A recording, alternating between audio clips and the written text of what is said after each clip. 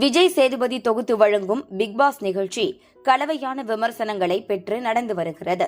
நேற்றைய தினம் வெளியான எபிசோடில் ரஞ்சித் அவர்களை ஓட்டுகள் அடிப்படையில் வெளியேற்றினர்.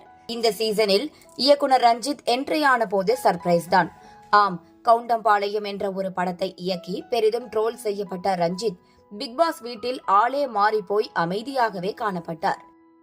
அதிகமா பேசுறது இல்லனா போமா வாமா கண்ணு என்று அமைதியா இருக்கிறது, இதுல எது பர்ஃபார்மன்ஸ்னே தெரியலையே என்றே பலரையும் குழம்ப வைத்தார் ரஞ்சித். சீசன் துவக்கத்திலிருந்து பல போட்டியாளர்கள் வெளியேற்றப்பட்ட நிலையில் ரஞ்சித்தோ 70 நாட்களை கடந்து வீட்டில் இருந்துள்ளார்.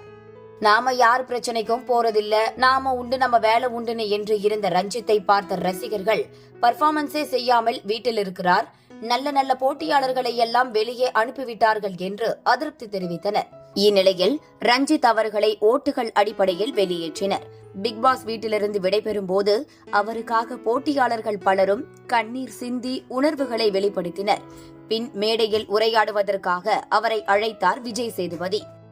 ரஞ்சித் மேடையை நோக்கி வரும்போது பார்வையாளர்கள் பலர் கத்தி ஆர்ப்பரித்த வண்ணம் இருந்தனர்.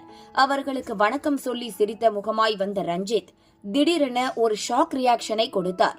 அது அனைவரின் கவனத்தையும் பெற்றது. அந்த ரியாக்ஷன் எதற்காக என்றால், மேடையின் முன் வரிசையில் அமர்ந்து இருந்தது நடிகை பிரியா ராமன். பிரியாவின் வருகையை துளியும் எதிர்பார்க்காத ரஞ்சித்துக்கு இது மிகப்பெரிய ஷாக். பின் பிரியா ரஞ்சித்துக்கு பறக்கும் முத்தத்தை பரிசளித்தார். புன்னகையுடன் வாயிரடைத்து நின்ற ரஞ்சித் பின் என்ன இங்கே திடீரென்று என்பது போல் சைகையில் கேட்க, அதற்கு பிரியா ஒரு சைகை மொழி பேச, இவ்வாறு அவர்கள் பேசாமல் பேசிக்கொண்டது ரசிகர்களை பெரிதும் கவர்ந்தது மட்டுமின்றி மீம்ஸ் கிரியேட்டர்கள் பலர் மீம்ஸுகளை பறக்கவிட ஏதுவாக அமைந்தது. தற்போது இந்த நிகழ்வு சமூக வலைதளங்களில் பெரிதும் பேசப்பட்டு வருகிறது.